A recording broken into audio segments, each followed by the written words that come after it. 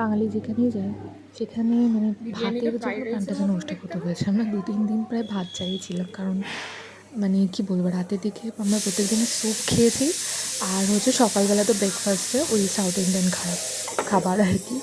তো আজকে তখন মানে একদম কোনো অনেক কিলোমিটার জার্নি করছিলাম, কুর্গে যাচ্ছিলাম। তো সেদিন একটা রাস্তাতে এখানে আমরা আমি তো প্লেন ভাত আর মাছের ঝোল নিয়েছিলাম, আর ও নিয়েছিল বিরিয়ানি। এখানে ডিশগুলোতে সবই তো একটু একটু বিরিয়ানির রাইসগুলো তো অবভিয়াসলি আলাদা, বিরিয়ানিতে কমপ্লিটলি আলাদা, এখানে বিরিয়ানিতে আলুও থাকে না। আর আমার মাছের ঝোলটা মানে খুবই টক, মানে এরা সব কিছুতে একটু টক বেশি খায় সাউথ ইন্ডিয়ানরা। তো যাই হোক, টেস্টে একটু বদল হয়েছিলো, কিন্তু সবথেকে ভালো লেগেছিলো যে ভাতটা খেতে পেয়েছে। আর আমাদের যেতে যেতে তো মানে সেই সকালে বেরিয়েছিলাম আমরা, তাও পৌঁছাচ্ছিলাম না, একদম মানে অ্যাডভেঞ্চারাস মনে হচ্ছে না ভূতের কোনো হন্টেড জায়গায় যাচ্ছি। চারিদিকে ফগি পুরো ঢাকা, এদিকে জঙ্গল, সামনের দিকে কিচ্ছু দেখা যাচ্ছে না। আর রাস্তাগুলো কিন্তু ভীষণ সাংঘাতিক। এর মধ্যেও যে অনেকের বাড়ি আছে, আমি তো ভেবে অবাক হয়ে যাই যে এখানের বাড়িতে মানুষের থাকে কী করে। মানে কাছাকাছি কোনো দোকান নেই, পাট নেই, লোকাল ট্রান্সপোর্ট বলতে কিছুই নেই। কাউকে যদি লোকাল ট্রান্সপোর্টে করে কিছু যেতে হয় তাকে তো 1 থেকে 2 ঘন্টা দাঁড়াতে হবে। আর এইসব জঙ্গল এলাকায় 1 থেকে 2 ঘন্টা দাঁড়ানো মানে ভীষণ ডেঞ্জারাস ব্যাপার। তো মানে সেসবগুলোই আমি যেতে দেখছিলাম। আর প্রচণ্ড ঠান্ডা ছিল, আর এদিকে আমি মানে ঠান্ডা জিনিস বলতে শুধু একটা জ্যাকেট নিয়ে গেছিলাম, আর আমার যে শার্টটা ছিল সেটা আমি হোটেলেই ভুলে এসেছিলাম। তো যাই হোক, ফাইনালি অনেক খোঁজাখুঁজির পর এই হোটেলটা পেয়েছি।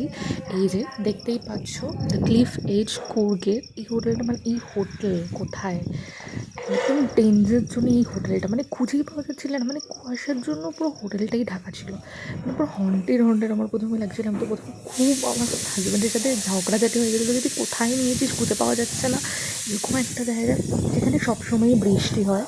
মানে হোটেলটা যে আরও বেশি সুন্দর করে সাজাবে, মানে সবসময় তো বৃষ্টি হচ্ছে, কী আর হবে।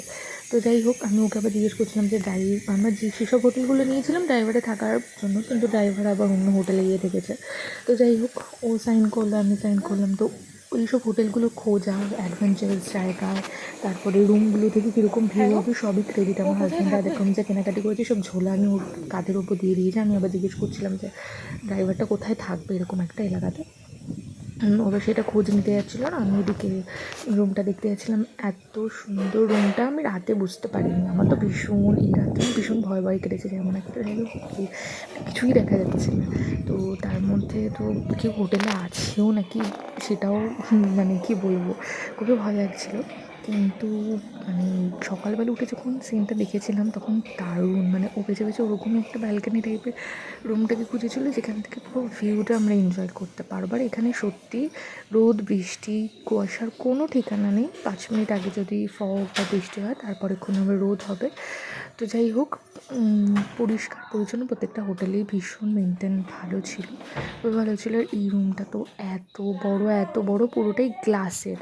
বলতে গেলে আমাদের রুমটা ছিল মানে দুটো দেয়াল, পুরো লং দেয়াল পুরো গ্লাসের। এই যে পর্দা পুরোটাই গ্লাস, কিন্তু পুরো ভিউয়ের জন্য খুঁজে এটাই। আমি তো প্রথমে বললো যে এইগুলো দিয়ে সকালবেলা তখন তুই বুঝতে পারবি কীরকম। তো ওই যে এই ঢুকতেই একটা সুন্দর ড্রেসিং টেবিল আমি দেখে নিচ্ছিলাম যে কীরকম বিধ্বস্ত লাগছে আমাকে। তাও আবার আমি শাড়ি পরে দুঃসাহসিক মানে অ্যাডভেঞ্চারাস করেছি।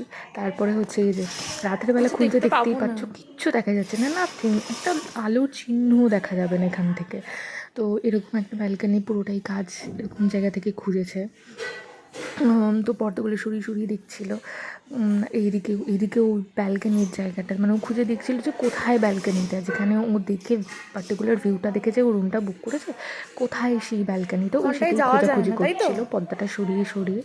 তো ভালোই ছিল মোটামুটি। টিভি সেখানেই ছিল, যেখানে স্মার্ট টিভি ছিল। আমরা হটস্টার, অ্যামাজন এইসব দিক থেকে দেখছিলাম। এই যে ব্যালকানি, আমি যত বলছি যে বেরোস না কিছু আছে কি না জানি না, স্লিপ কেটে যাবে বা কোথাও কোনো মেনটেনেন্স হচ্ছে কিনা যেন, অন্ধকারে যাস না, সেই যাচ্ছে। এটা হচ্ছে ফাইনাল ব্যালকানি, অনেকটা বড়। কালকে সকালে মানে পরের দিন সকালে মানে ভ্লগটা যেদিন আবার পরের দিনে দেবো সেদিন তোমরা দেখতে পাবে যে কতটা সুন্দর ভিউ ছিল এটা। মানে রাতে যতটা আমি ভয় পাচ্ছিলাম, একটু ঝগড়াঝাটি করছিলাম ওর সাথে যে কোথায় নিয়েছিস, সকালে পুরোটাই সভ্যত হয়ে গেছে, মানে এত সুন্দর দৃশ্য। তো যাই হোক, এই দিনও আমরা রাতের বেলা সুপি অর্ডার করে দিয়েছিলাম, আর আমরা সারাদিনে স্নান করিনি, তাই একটু ফ্রেশ হবো এখন।